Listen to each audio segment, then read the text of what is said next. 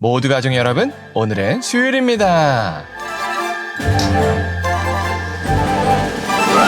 신앙생활을 하다 보면 믿음과 다른 현실을 마주하기도 하죠. 예를 들어서 하나님을 믿으면 복이 있을 것을 기대하지만 삶이 여전히 퍽퍽한 경우가 그렇죠. 그렇다면 이럴 때 여전히 하나님만 믿고 있어야 할까요? 그 답이 바로 오늘 본문에 있어요. 그래서 오늘 묵상을 잘 들어보시면 언제나 하나님을 신뢰해야 하는 이유를 아실 수 있을 거예요. 그러면 오늘도 묵상에 잘 참여해 주시고요. 꼭 댓글로 무엇을 느꼈는지를 나눠주세요. 그러면 오늘 시편의 한 절이라도 암기하는 것 잊지 마시고요. 오늘 본문인 시편 89편 듣고 올게요.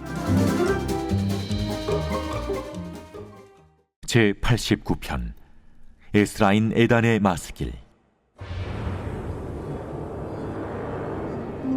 내가 여호와의 인자하심을 영원히 노래하며 주의 성실하심을 내 입으로 대대에 알게 하리이다.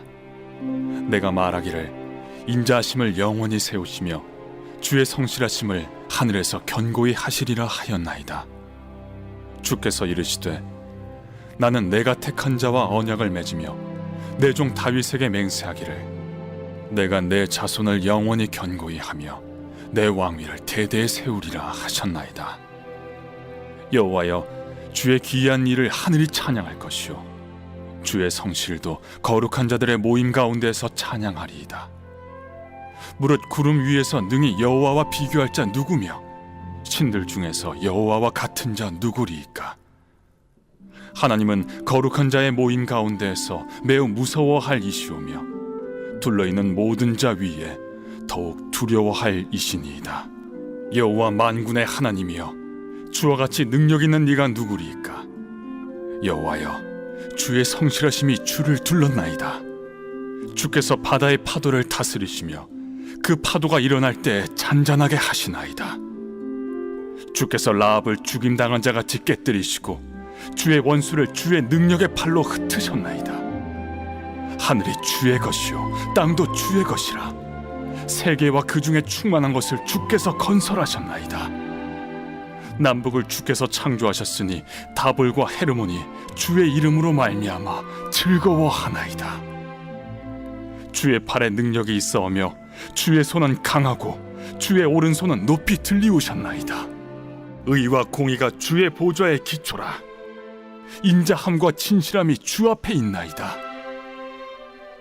즐겁게 소리칠 줄 아는 백성은 복이 있나니 여호와여, 그들이 주의 얼굴 비단에서 다니리로다. 그들은 종일 주의 이름 때문에 기뻐하며 주의 공의로 말미암아 높아지오니 주는 그들의 힘의 영광이심이라.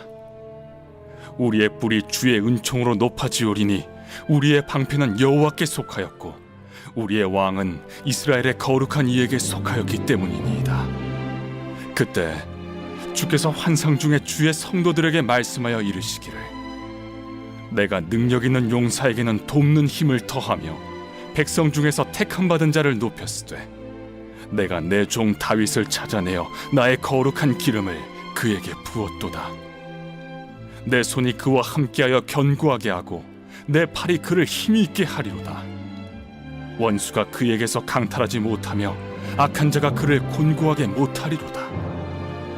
내가 그의 앞에서 그 대적들을 박멸하며 그를 미워하는 자들을 치려니와 나의 성실함과 인자함이 그와 함께하리니 내 이름으로 말미암아 그의 뿔이 높아지리로다.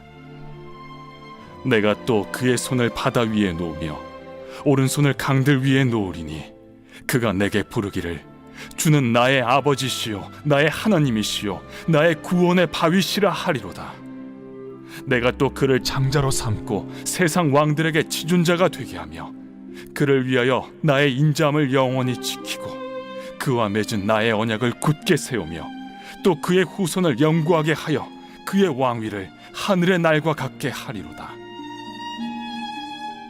만일 그의 자손이 내 법을 버리며 내 규례대로 행하지 아니하며 내 율례를 깨뜨리며 내 계명을 지키지 아니하면 내가 회초리로 그들의 죄를 다스리며 채찍으로 그들의 죄악을 벌하리로다.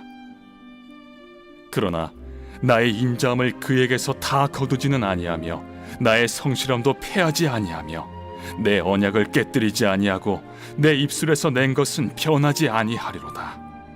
내가 나의 거룩함으로 한 번 맹세하였은즉 다윗에게 거짓말을 하지 아니할 것이라.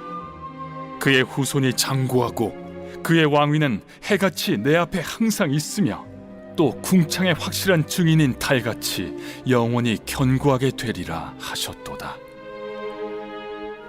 그러나 주께서 주의 기름 부음 받은 자에게 놓아사 물리치셔서 버리셨으며 주의 종의 언약을 미워하사 그의 관을 땅에 던져 욕되게 하셨으며 그의 모든 울타리를 파괴하시며 그 요새를 무너뜨리셨으므로 길로 지나가는 자들에게 다 탈취를 당하며 그의 이웃에게 욕을 당하나이다. 주께서 그의 대적들의 오른손을 높이시고 그들의 모든 원수들은 기쁘게 하셨으나 그의 칼날은 둔하게 하사 그가 전장에서 더 이상 버티지 못하게 하셨으며 그의 영광을 그치게 하시고 그의 왕위를 땅에 엎으셨으며 그의 젊은 날들을 짧게 하시고 그를 수치로 덮으셨나이다. 여호와여, 언제까지니이까?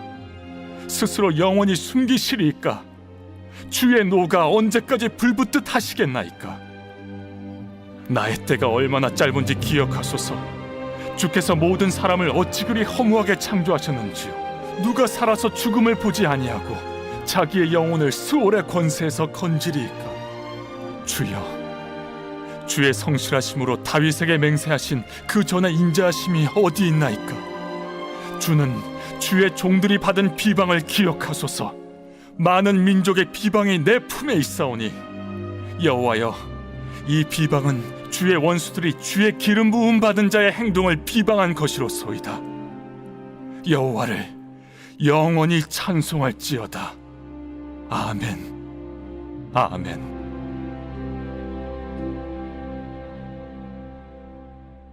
시인은 다윗 왕조가 무너져가는 상황을 애통했습니다. 그때의 심정을 담아서 오늘 시편을 지었습니다. 그래서 1절에서 하나님의 인자하심을 영원히 노래한다고 찬양했습니다. 왜냐하면 시인이 믿는 하나님은 인자하시고 자비가 풍성한 분이시기 때문이었습니다. 그래서 시인은 18절까지 자신이 믿고 경험한 하나님이 어떤 분이신지를 고백했습니다. 그리고 그 하나님은 다윗과 언약을 맺으셔서 다윗의 자손을 영원히 견고하게 하시는 하나님이셨습니다. 그리고 시인은 그 하나님이 신 중의 신이셔서 그 약속을 지킬 수 있는 분이라고 고백했습니다. 그러면서 시인은 하나님께서 과거의 환상 중에 주의 성도들에게 주셨던 말씀을 인용했습니다. 그리고 그 내용을 19절부터 37절까지 적었는데 그 말씀을 요약하면 이랬습니다. 다윗의 가문은 높이고 원수를 낮추신다는 내용이었습니다.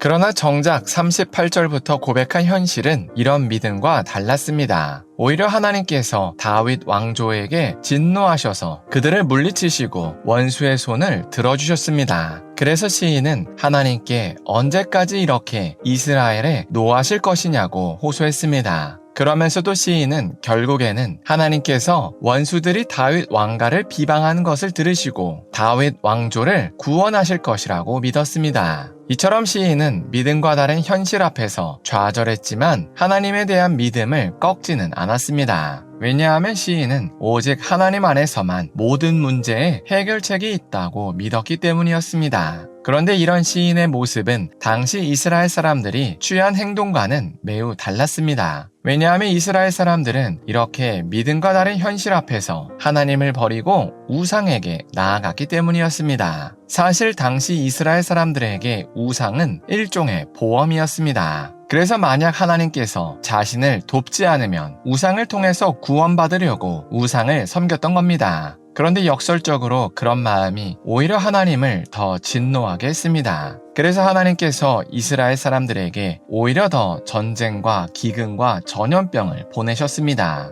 그러니 이스라엘 사람들은 역시 하나님을 못 믿을 존재라고 여기고 점점 더 우상에게 매달렸습니다. 그런데도 시인은 이런 상황에서도 우상에게로 나아가지 않고 하나님께 나아갔습니다. 왜냐하면 이런 상황이 벌어진 게 하나님이 못 믿을 존재여서가 아니라 오히려 이스라엘이 하나님과의 언약을 깨버려서라는 걸 알았기 때문이었습니다. 그래서 우리도 믿음과 다른 현실을 마주할 때 하나님에 대한 믿음을 지켜야 합니다. 왜냐하면 우리에게 믿음과 다른 현실이 찾아오는 이유는 하나님이 무능해서가 아니라 오히려 우리가 문제이기 때문입니다. 그런데 안타까운 사실은 의외로 많은 신자들이 마치 이스라엘 사람들처럼 하나님과 함께 우상을 섬긴다는 점입니다. 그런데 더 심각한 사실은 그들이 우상을 섬기고 있다는 사실조차 모른다는 점입니다. 왜냐하면 그들은 그저 위험을 대비하기 위해서 현실적인 2중 3중의 안전장치를 마련했다고 생각하기 때문입니다.